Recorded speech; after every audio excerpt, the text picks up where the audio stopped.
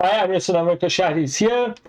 Uh, I saw the video of Knowles. He was talking about the Gaza-Palestine issue because one girl who graduated, she dedicated her speech to the Gaza people in Gaza, Palestinians, and then he raised the issue. And he said he's very open-minded to see like if anybody could make the case that Israel shouldn't do what they are doing or blah, blah, blah. I'm going to react to it. And then, I mean, to be fair, stuff that he pointed out, they were very necessary and crucial. And I don't claim to be expert, but here's the catch. You don't need to be expert. You just need to have brain. And for somebody like Michael knows that he's Catholic. So basically what I have seen from the Catholics, especially when it comes to the abortion, they come always with the logic. That's a good thing, right? I love philosophy and I love logic. The best tool for the philosophy, like the best tool for the economy is number, best tool for the, I don't know, politics is relations, communications, and the best tool for the philosophers and in the philosophy is logic. And I'm going to talk about, so he should know, he should love the logic. Especially, I saw one other video from him, one content. He was rating all the philosophers. So I think he's not a stranger to the philosophy and reasoning and logic. So we're gonna talk about that because this is basically the logic is my expertise. So we're gonna talk about the logic. I don't need Anthony Fauci to come and tell me that you need to get the vaccine. With the logic, I can understand that it's not going to work out. So let's see what he says, and then I will react to it. There are two segments. I'm going to first play the first segment, react to it, and then second segment. Speaking of the public discourse, a George Washington University student, the class spokesman at her commencement ceremony, dedicated her speech at an important moment of her life. This is a lovely honor at one of the more important moments of her life, to explaining how she is ashamed to graduate because of the state of Israel or something. For over a year, we have watched a genocide be committed against Palestinians. I cannot celebrate my own graduation without a heavy heart, knowing how many students in Palestine have been forced to stop their studies, expelled from their homes, and killed for simply remaining in the country of their ancestors. For the rest of us, these atrocities cause us to take stock in our own complacency in the imperialist system. I am ashamed to know my tuition is being used to fund genocide. Despite repeated calls from students and faculty to disclose all endowments and investments by the university and divest from the apartheid state of Israel, the administration has refused to negotiate in good faith. Instead, they have oppressed anyone with the courage to point out the blood on their hands. None of us are free until Palestine is free. Thank you. None of us are free until Palestine is free? I don't know what that means, and I certainly don't think it's true. I think I can be perfectly free no matter what is going on in the Levant. I would be much more sympathetic to the Palestinian cause if its loudest proponents were not these people. Okay, this is it. I have a pretty open mind on the Israel-Palestine issue. I don't care that much about the state of Israel. I am broadly sympathetic to the state of Israel. I care about the holy sites a lot. I have a lot of friends who are very pro-Israel. It's not my top issue. I don't really care that much. I can understand some of the gripes that come from the pro-Palestine side, but when these are the people leading the pro-Palestine movement, how am I supposed to get on board with this? These kinds of people are wrong about everything. That girl, I promise you, that girl giving that speech is wrong about literally everything. So why would she be right about this issue? Furthermore, I think about the Israel-Palestine issue. She wants us to think about it. Let's think about it. All right. So that's very important thing because I have been thinking about that as well because somebody like myself, I am conservative Muslim and I'm Republican. I voted for Donald Trump, Make America Great Again. So I was thinking like, what's going on? Like, maybe I'm wrong. How is it possible? These people are up to the October 7, 2023, they were always wrong and we were always right. And this time is the reverse. And so I was thinking about that. And actually, I believe I'm a fair person. So I started to challenge myself. And I thought about that. And I found out something that Michael Knowles doesn't say that. I'm going to tell you right now.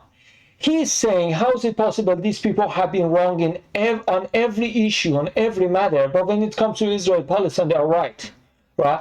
He thinks he's smart, but not that much. Because let me tell you what, the same person who was advocating for LGBTQ, feminism, global warming, all of that. Do you remember all the companies, corporations, they were getting ranked based on how much they are pro-LGBTQ. They were getting money from the George Soros Foundation. You remember that? Bud Light, you forgot that? So who was funding Bud Light?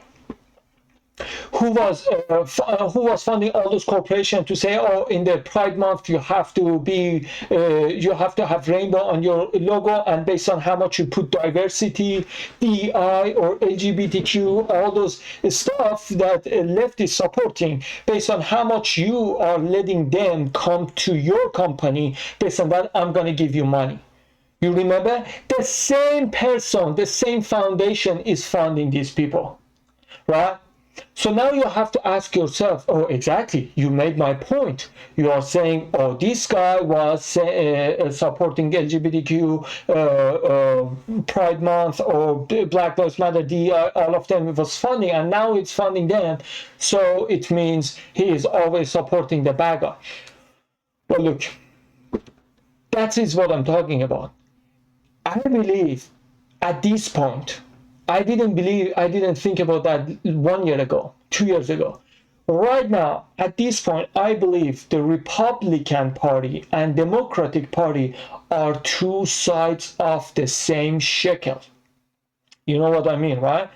There are two sides of the same shekel. Democrats and Republicans, today, they are the same sides of the shekel.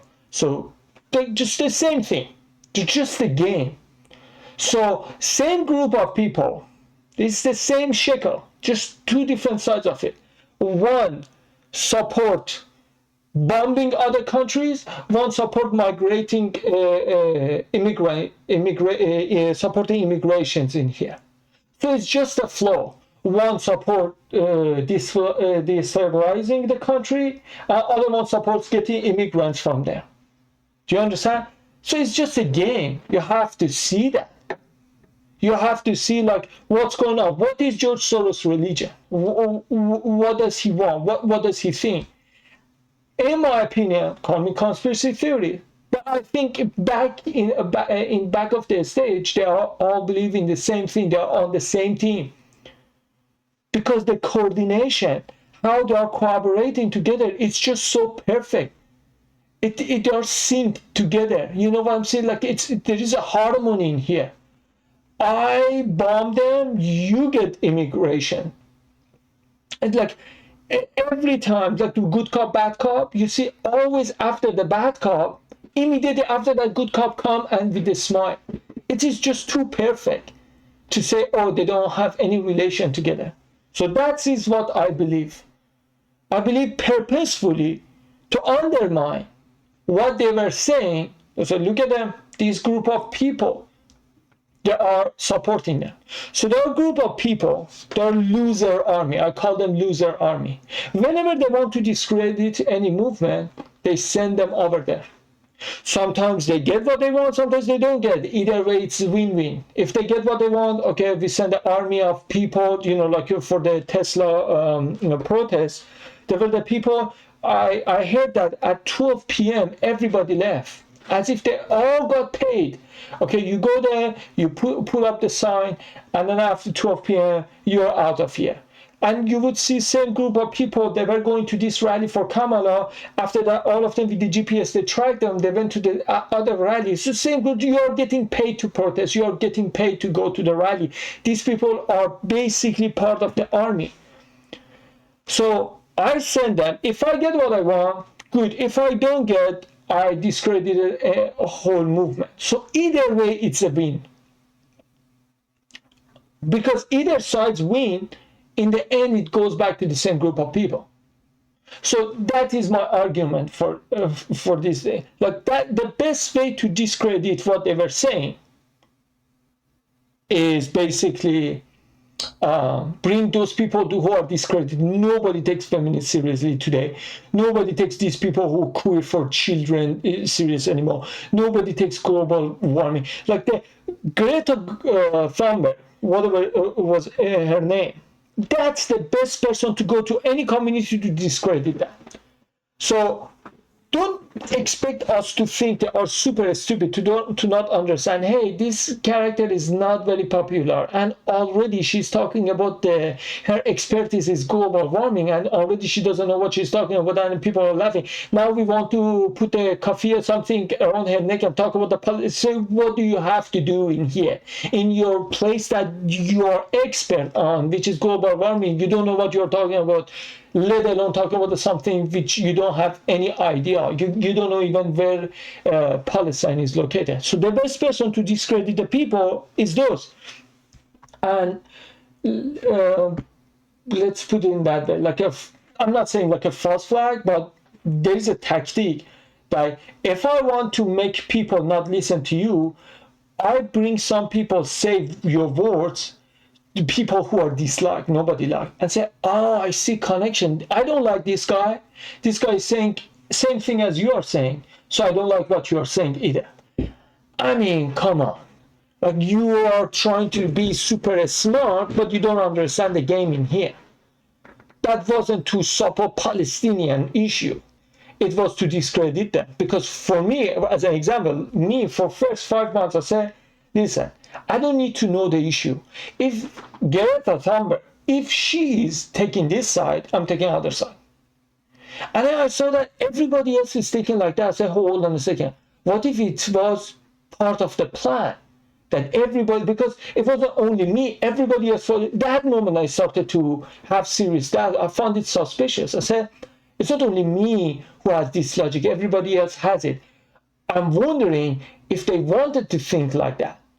Because I found that after a few months, they're not saying why she's, for example, when it comes to global warming, I can make a case that's not the case. That's not true, what they are saying. In 5 years, we're going to sing. When it comes to feminism or anything, every issue that happens, I can bring logic, and they don't. They always run away and they call us racist, homophobic, blah, blah, blah, misogynistic, and then run away.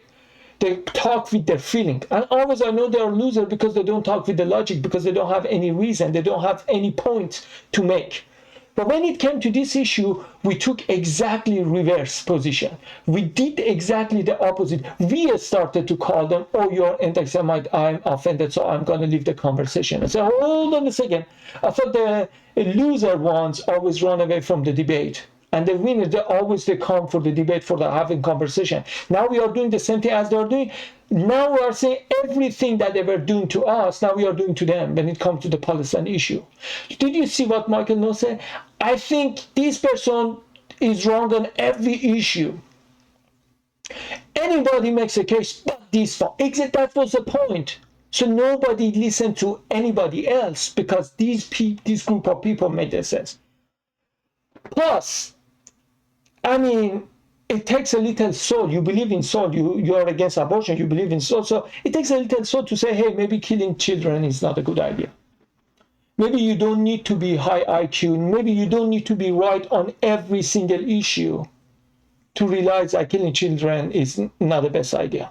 That's for that.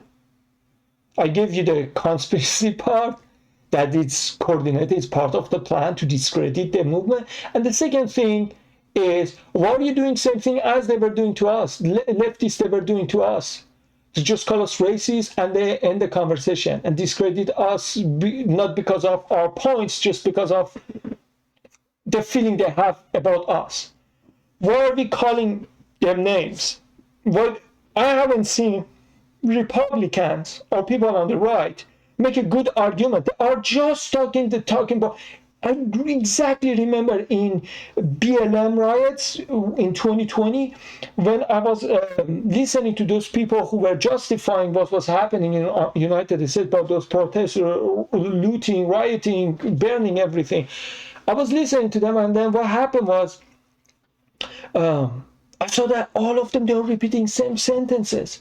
There are 4 or 5 talking points, and they just repeat that as if they are all NPC. They are coded to just say these 5 lines and again repeat and again repeat. Nobody had critical thinking. Nobody was thinking, hey, listen, let me paraphrase what everybody else said that in different way. It was just word by word the same thing as if they're robots, like they were programmed. Now I'm seeing same thing is happening in the Palestinian issue. It's like the same words.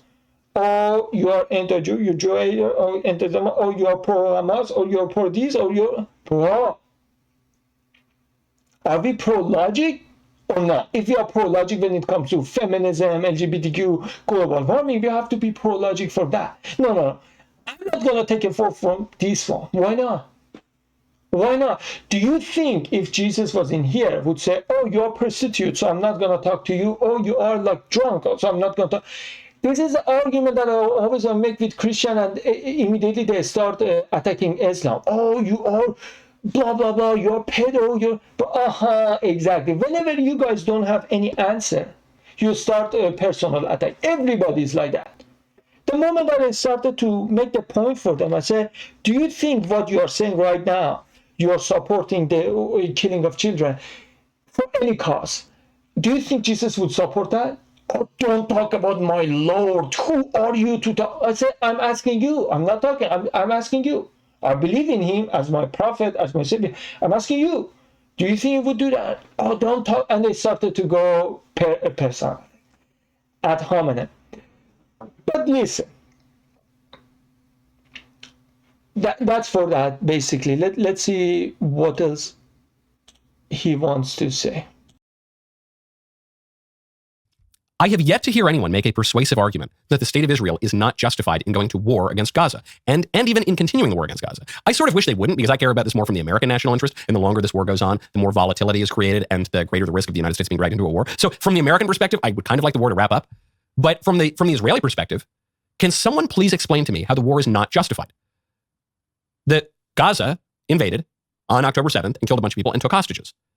The state of Israel responded and still has not gotten all of the hostages back. Furthermore, the state of Israel now is looking at Gaza and saying, okay, well, Hamas in power is an unacceptable security risk. We cannot tolerate that, so we have to do something to change it. Furthermore, the people in Gaza, when they had a modicum of self-government, chose to elect Hamas, which carried out the attack. So if you're the state of Israel, it seems to me that pretty much all of the criteria of just war that we have understood from classical antiquity up through the Middle Ages up to the present are fulfilled here in going to war and in continuing the war. Can someone explain to me? I have an open mind. I am easily persuadable if someone can make a good argument. I haven't heard anyone.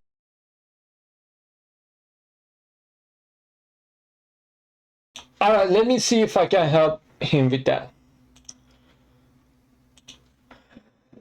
So he's saying if anybody can make an argument. Yeah, the argument is Netanyahu made sure $200 million that was blocked to go to the Hamas, it was going there. It's not like October 7th, Israeli got surprised that, oh, Hamas hates us. Oh, we thought they loved us. No, they knew that, but their plan was always, their slogan was the same. But for some reason, Netanyahu still decided to make sure that they get supported, they get funded, right? So that's something like nobody asked. I don't know why nobody's interested to know that. If you knew that, they would do something, such a thing, because it's not something new. Again, no, everybody got surprised because they didn't expect that day happen. But always they knew that it is their plan. So why isn't anybody asked, hey, why were you letting them get funded if we knew this is what's going to happen? So that's a fundamental question. What he's doing is putting a spotlight on the one area, which is October 7th, and they said, let's argue about that one. No, you have to see the whole picture. Why did he let Hamas get $200 million? That's a question you have to ask. You are looking for the argument. That's the argument. Because if we know that he let them get the money and said, whoa, do we have enemy within? And there was like a 6 hour, Charlie Kirk was saying in the PBD podcast, I guess you know all of them, so you should know what they're talking about. He said for 6 hours, he said the size of the Israel, the size of the New Jersey, how did it take them so long for 6 hours? Everybody was sitting down and doing nothing. So how does it take 6 hours until people stand up and do something about that? You don't ask that question. You're looking for the argument. Let me tell you, like, how did we get here? Forget about the history, 1967 border or anything. There are way more professional people than me. I mean, you can listen to David Smith. He explained very well. all I'm saying is, these are more important than what happened. Your argument is, why shouldn't they go? What if some people, they let it happen? What if? I'm saying what if, but with capital. You have to make that argument first, that they were really surprised. It didn't look like a surprise. 6 hours sitting back, it doesn't look like surprise. As if like you are waiting, they finish the job. And letting 200 million goes there doesn't look like a surprise. That's all I'm saying. All right? That's for one. For two, this is on tape. He said that we propped the Hamas so we would never give them a state. So when you say, oh, Hamas got elected by Palestinian voted, that was 2005, and 80% of people today in Gaza, they are suffering from the starvation, from the being bombed, all of them. All of these people, they were, 80% of them, apparently, they were not born even that time. So people who are suffering today, 80% of them, they didn't have anything to do with the election in 2005 that Hamas got elected. So let's put it in that way. Let's say right now reparation, the black people want to get money from the white people because, oh, your ancestor took something from my ancestor. Right? You say, why should I pay for something my ancestors did? Why should Palestinians do something for their parents did? 80% of them, they are under 18. They were not born. They were not born 2005. Does it make sense to you? If it makes sense, then African people, black people in America, they say we have to get money, reparation. If we have to get that money because something happened in the past, then that's the case. Then you have the argument. But if in this one say, bro, past is past, leave it alone, you cannot bring 2005 election from the Hamas because today people, 80% of them, they were not part of that election, but they still are suffering because of that. Right? That's one other thing. The next thing is you have to understand. You say, why is not the case to go there? Because there is no end game. You have to understand. You want the hostages or you want to get rid of the Hamas? These two are different things. They are not together. Because for sure you know that if you get rid of the Hamas say, okay, maybe we should get rid of the hostages. The reason that the still hostages are allowed because Hamas is still there. They're crazy people. God knows what they're going to do to the hostages. So you cannot have both of them. Maybe you can, but it's not guaranteed. Like, this is our plan. This A and B are different. Depends on which one is a priority. You prefer to have the hostages or Hamas is gone. Depends on that. The priority would be different. The strategy would be different also. If you really want them to go out, like Witkov was talking about that. You get out of here, and the only reason that they say, oh, please stay here, we're gonna disarm ourselves. Personally, I think they should be gone anyway. What they did in October 7 was evil act, and according to Islam, it was haram, everything. You cannot harm children, you cannot harm women, you cannot harm nature. Like you cannot even cut the tree at war. If you are at war and there is a tree between you, you cannot hurt that tree, and you cannot hurt animal, not elderly people, and even your enemy, if doesn't have the uniform of the war, like like let's say IDF uniform, you cannot attack them. Plus, you cannot surprise them. It basically means terror attack. No surprise. So everything they did was evil and wrong and haram. So they should be gone for sure. So no question about that. But how are you going to get that? Think about that.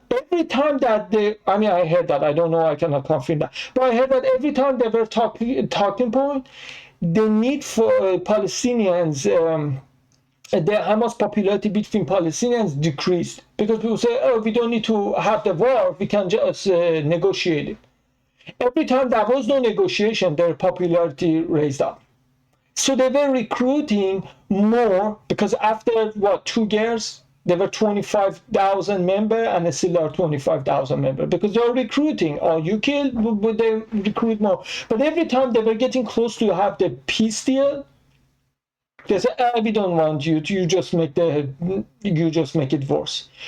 But every time they say, oh, there's no escape from that, we're gonna be a hostage forever, we're gonna live in open air prison, their popularity went up. So maybe in order to disarm them, dissolve them, and kick them out, it's better so Palestinians say that there is the plan B. There is the salvation. Somebody is hearing them. In that case, they say, hey, we don't need you, you're too violent. We want to have negotiation, we want to have peace. But we are not seeing any sign of that. That's it. Plus, as an American, I'm not pro-Palestine, I'm not pro-Israel. I'm only pro-America, that's it. Make America great again. It's not make Palestine great again. It's not make Israel great again. Only America. And I am seeing more and more countries hate us because of what we are doing.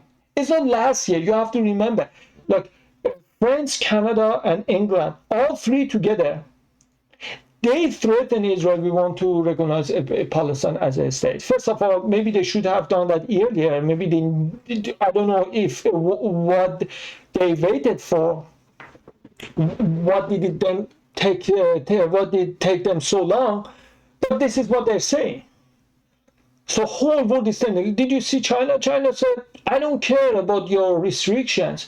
I'm gonna drop the food aid over there." As a capitalist, American, pro-West,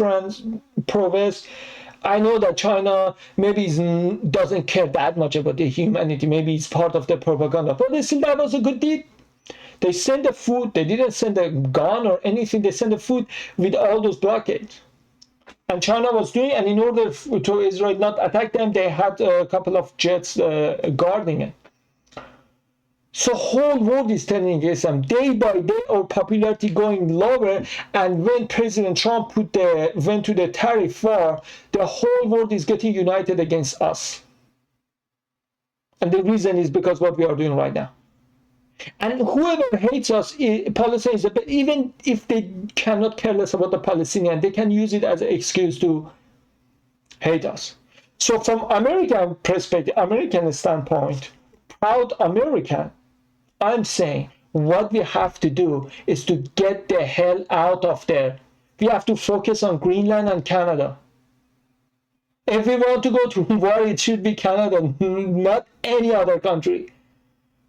Because it's not in our problem. Plus, after $3 trillion investment that President Trump got the load of a bag of the cash, brought back home from Emirates, UAE, Saudi Arabia, or Qatar, the thing is, right now we need a stability over there.